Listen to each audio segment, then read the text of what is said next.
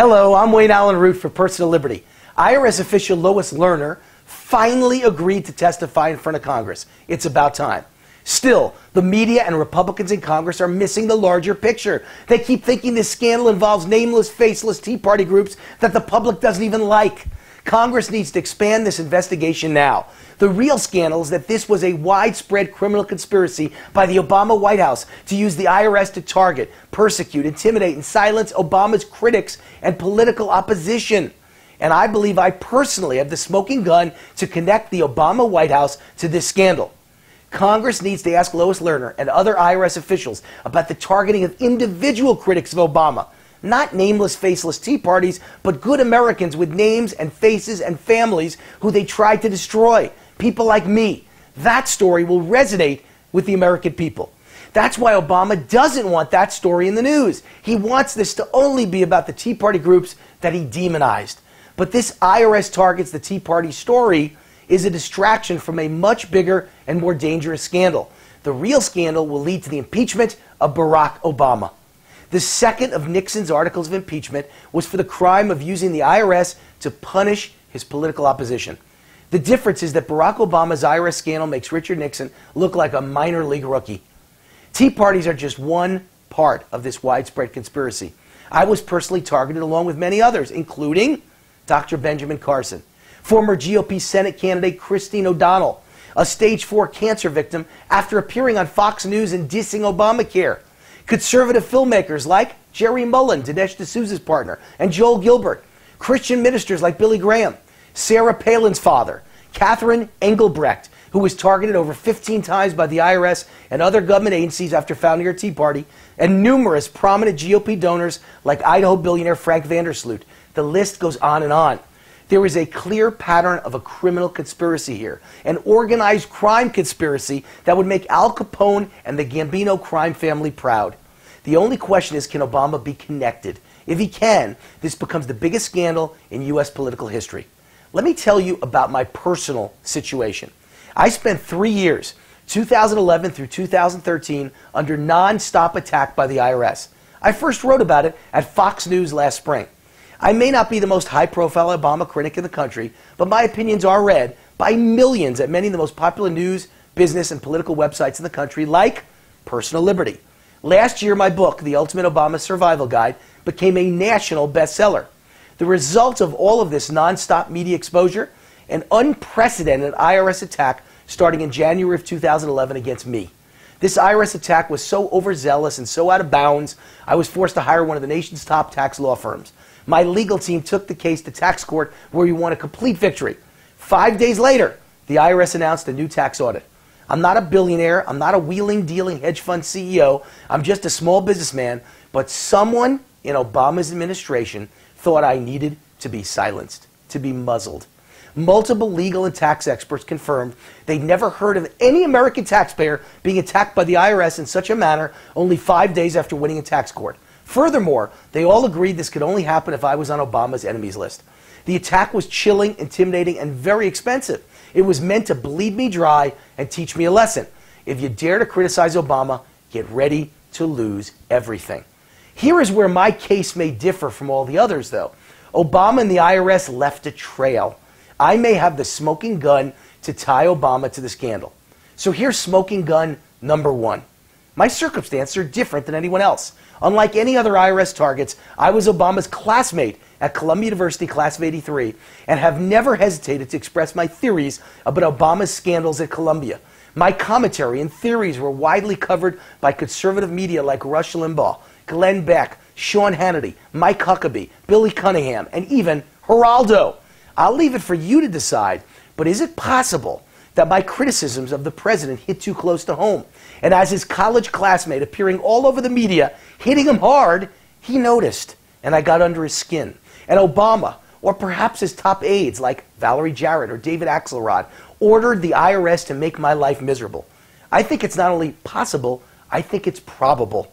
Don't forget, this Obama socialist cabal plays by the Chicago rules of dirty politics. Also never forget, they sent the IRS to attack a stage 4 terminal cancer victim who appeared only once on Fox News to criticize Obama. I made thousands of appearances in the media, including dozens per year at Fox News.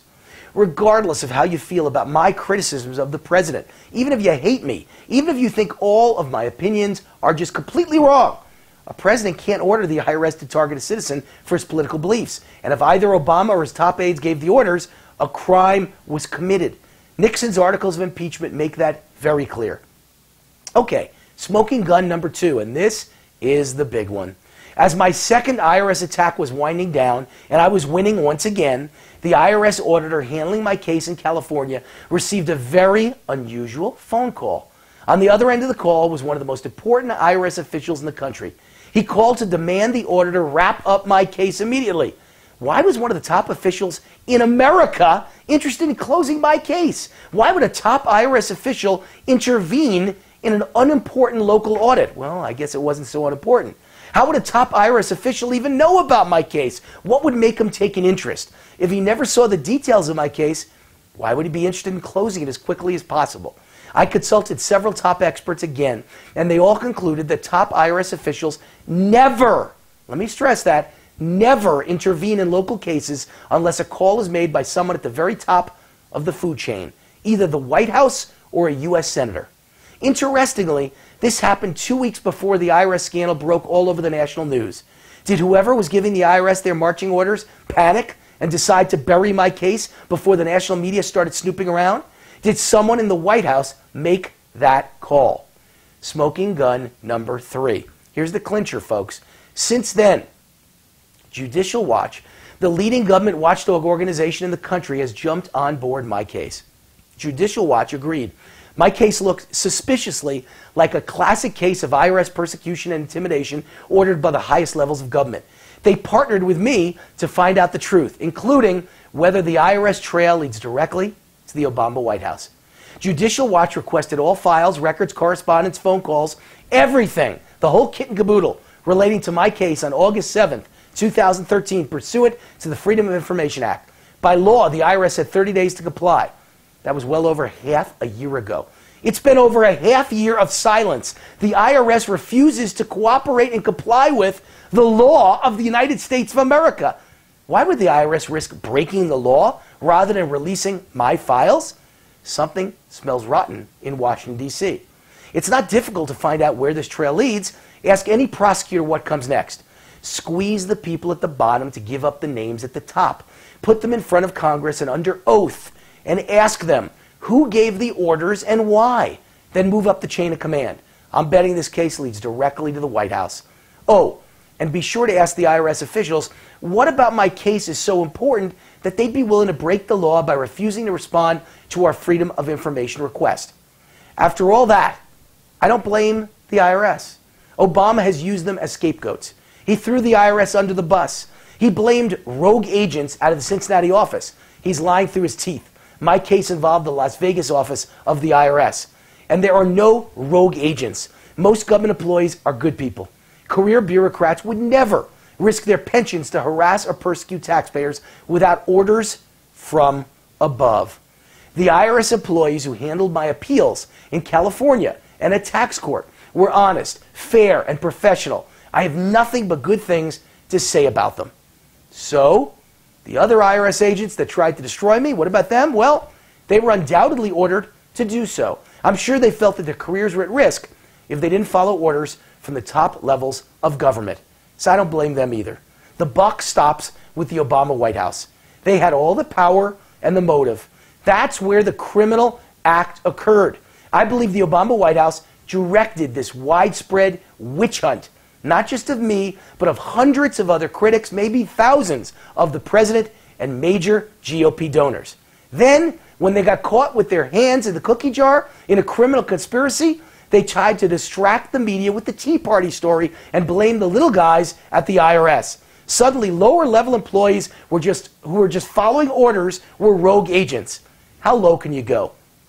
The IRS was used by Obama and then thrown under the bus. Just like me, these agents are victims of an out-of-control tyrant as president. Watergate proved even the president isn't above the law. This IRS scandal may yet prove Obama isn't too big to jail. I'm Wayne Allyn Root for Personal Liberty. See you next week. God bless America, a country where no one is too big to jail, not even the president. Bye-bye.